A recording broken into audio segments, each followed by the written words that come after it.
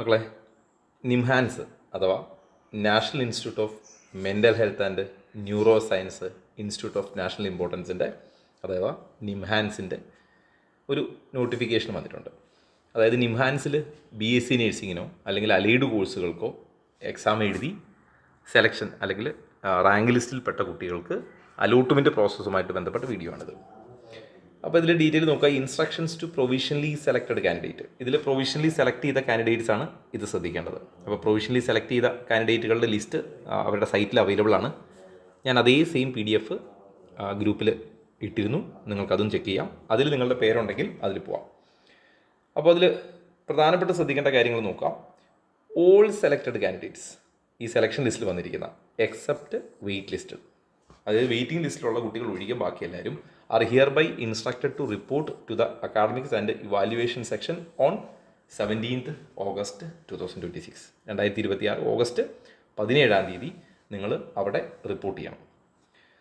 Admission formalities for all candidates will be conducted only after verification of original certificate and other relevant documents and confirmation of fulfillment of eligibility criteria as per the UG NIMHANS prospectus.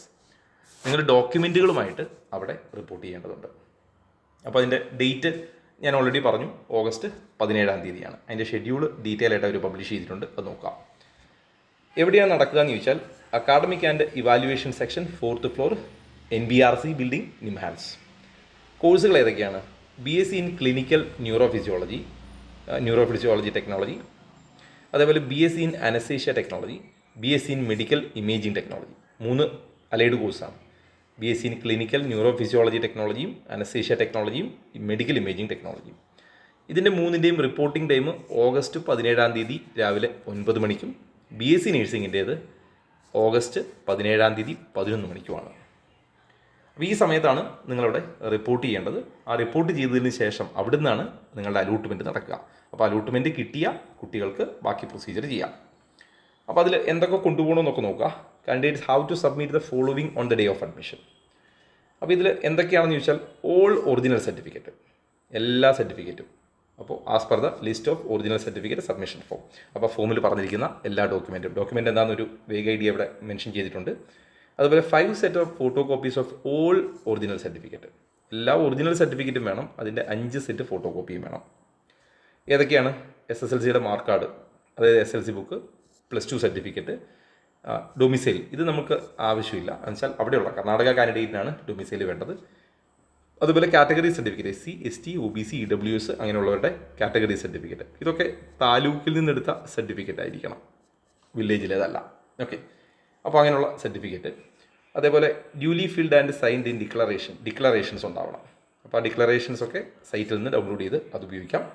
അതുപോലെ medical fitness certificate, അത് ഒരു stamp size ഫോട്ടോയും ഒരു passport size ഫോട്ടോയും paste ചെയ്താൽ, അതും എങ്ങനെയാണ് with the name of candidate printed on it. അപ്പോൾ എന്തൊക്കെ വേണമെന്ന് വെച്ചാൽ ഒരു സ്റ്റാമ്പ് സൈസ് ഫോട്ടോയും ഒരു passport size recent photograph with name of the candidate. അപ്പോൾ ഈ പാസ്പോർട്ട് സൈസ് ഫോട്ടോയിൽ കുട്ടിയുടെ പേര് പ്രിൻ്റ് ചെയ്തിരിക്കുന്ന പാസ്പോർട്ട് സൈസ് ഫോട്ടോയും ഒരു സ്റ്റാമ്പ് സൈസ് ഫോട്ടോയും പേസ്റ്റ് ചെയ്ത മെഡിക്കൽ ഫിറ്റ്നസ് സർട്ടിഫിക്കറ്റാണ് വേണ്ടത്. മാത്രമല്ല കുട്ടിയുടെ ഫോട്ടോയുടെ JPG അല്ലെങ്കിൽ JPEG ഫോർമാറ്റ് ഈ അഡ്രസ്സിലേക്ക് മെയിൽ ചെയ്യുകയും വേണം. കുട്ടിയുടെ മെയിലിൽ നിന്ന് ഇതിലേക്ക് മെയിൽ ചെയ്തിട്ടുണ്ടാവണം. അതൊക്കെ അവിടെ ചെന്നിട്ട് ചെയ്താലും മതി. അതേപോലെ self attested copy of pan card and Aadhaar card, ഇതൊരു ID പ്രൂഫ് എന്നുള്ള പർപ്പസിലാണ്. ഇത്രയും സാധനം നിങ്ങളവിടെ കൊണ്ടുപോകേണ്ടതുണ്ട്. അതുപോലെ അടയ്ക്കാനുള്ള ഫീ നിങ്ങൾക്ക് സിംഗിൾ ട്രാൻസാക്ഷനിൽ നിങ്ങൾക്ക് ഓൺലൈൻ ട്രാൻസ്ഫർ ചെയ്യാം. അതവിടെ ചെന്നിട്ട് അഡ്മിഷൻ കിട്ടിയാൽ ഓൺലൈൻ ട്രാൻസ്ഫർ ചെയ്യാം. പക്ഷേ ഇത് സിംഗിൾ ട്രാൻസാക്ഷനിലായിരിക്കണമെന്ന് പറഞ്ഞിട്ടുണ്ട്. അപ്പോൾ അതിന് ലിമിറ്റ്, അപ്പോൾ അത്രയും എമൗണ്ട് ട്രാൻസ്ഫർ ചെയ്യാവുന്ന ലിമിറ്റ് നിങ്ങളുടെ അക്കൗണ്ടിനുണ്ടായിരിക്കണം. ഇനി ആ ഫസ്റ്റ് റൗണ്ടിൻ്റെ സെലക്ഷൻ ലിസ്റ്റ് നോക്കുക. ഫസ്റ്റ് റൗണ്ടിൻ്റെ selection list date August 17, already നമ്മൾ ഇതിൻ്റെ ഡീറ്റെയിൽ പറഞ്ഞതാണ്. ഇനി ആ ലിസ്റ്റ് നോക്കുക. BSc ഇൻ അനസ്തേഷ്യ ടെക്നോളജി, അതിൽ ആകെ 11 സീറ്റാണ്. അതിൽ ഓൾ ഇന്ത്യ കാറ്റഗറി, അതായത് കർണാടക ഡൊമിസൈൽ, ഇത് സ്റ്റേറ്റിന് റിസർവ്ഡ് ആണ്. നമ്മൾ ഇപ്പോൾ കേരളത്തിൽ നിന്ന് പോകുന്നൊരു കുട്ടിക്ക് ഓൾ ഇന്ത്യ കാറ്റഗറിയാണ്. 4 സീറ്റ് ഉണ്ടാവും. 3 സീറ്റ് അൺറിസർവ്ഡും 1 സീറ്റ് OBCയുമാണ്. അതിലിതാ നോക്കുക, ഈ സെലക്ഷൻ ലിസ്റ്റിൽ ഈ പറഞ്ഞിരിക്കുന്ന കുട്ടികൾക്കാണ് അതിൽ പോകാൻ പറ്റുക. ഈ ലിസ്റ്റ് നിങ്ങളിങ്ങനെ നോക്കിയാൽ ഇവിടെ വരെ ഈ വെയിറ്റ് ലിസ്റ്റ് കാൻഡിഡേറ്റ് ചെല്ലേണ്ടതില്ല എന്ന് പറഞ്ഞു. ഈ 12 പേരാണ് ആ സീറ്റിന് വേണ്ടി പോവേണ്ടത്. ഓക്കെ, 11 സീറ്റാണ് ഈ 12 പേര്. റൗണ്ട് 1 ആണ്. ഇതിൽ സീറ്റ് ബാക്കി വന്നാൽ റൗണ്ട് 2 അവർ നടത്തും. ഓക്കെ, ഓൾറെഡി അത് പറഞ്ഞിട്ടുണ്ട്, ഫസ്റ്റ് റൗണ്ടിൻ്റേതാണ്. റൗണ്ട് 2ലേക്ക് വരുമ്പോൾ സീറ്റ് ബാക്കിയുണ്ടെങ്കിൽ അത് നടത്തും. അപ്പോൾ ഇതൊക്കെ ഓൾ ഇന്ത്യ കോട്ടയാണ്. ഇതൊക്കെ കർണാടക ഡൊമിസൈലാണ്. ഇവിടെയാണ് നമ്മുടെ കുട്ടികൾ സാധാരണ വരിക ഈ ലിസ്റ്റിൽ. അപ്പോൾ ഈ ലിസ്റ്റിൽ പേരുണ്ടോ നോക്കുക. ആ വെയിറ്റ് ലിസ്റ്റ് കാൻഡിഡേറ്റ് എത്താൻ പറഞ്ഞിട്ടില്ല, എക്സെപ്റ്റ് വെയിറ്റ് ലിസ്റ്റിംഗ് കാൻഡിഡേറ്റ് എന്നാണ് പറഞ്ഞിരിക്കുന്നത്.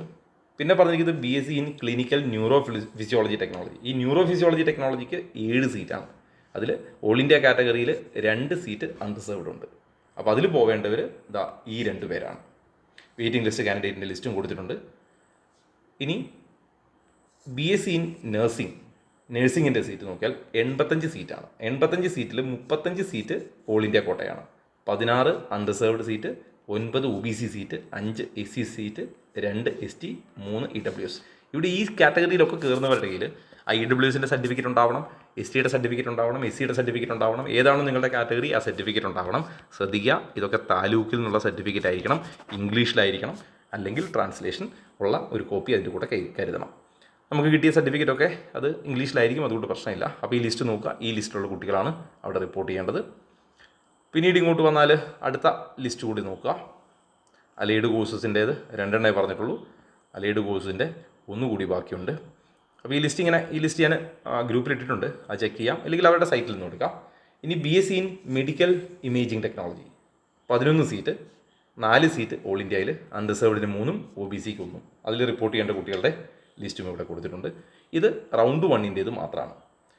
ഈ റൗണ്ട് 1ൽ സീറ്റ് ബാക്കി വന്നാൽ റൗണ്ട് 2ൻ്റെ നോട്ടിഫിക്കേഷൻ ഉണ്ടാവും. റൗണ്ട് 2ൻ്റെ നോട്ടിഫിക്കേഷൻ വന്നാൽ ഞാൻ അതിൻ്റെ ഡീറ്റെയിൽ ഗ്രൂപ്പിൽ പോസ്റ്റ് ചെയ്യാം. അപ്പോൾ ഈ അലോട്ട്മെൻറ്റ് കിട്ടിയ കുട്ടികൾ ശ്രദ്ധിക്കുക, നിങ്ങൾ ചെയ്യേണ്ട പ്രൊസീജിയർ ഇതാണ്. എൻട്രൻസ് സംബന്ധമായ വാർത്തകളും അപ്ഡേഷനുകളും ഏറ്റവും വേഗം ആധികാരികമായി അറിയാൻ സബ്സ്ക്രൈബ് ചെയ്യുക, ബെൽ ഐക്കൺ അമർത്തുക. ഈ വീഡിയോ മറ്റു സുഹൃത്തുക്കളിലേക്കും ഷെയർ ചെയ്ത് നൽകുക.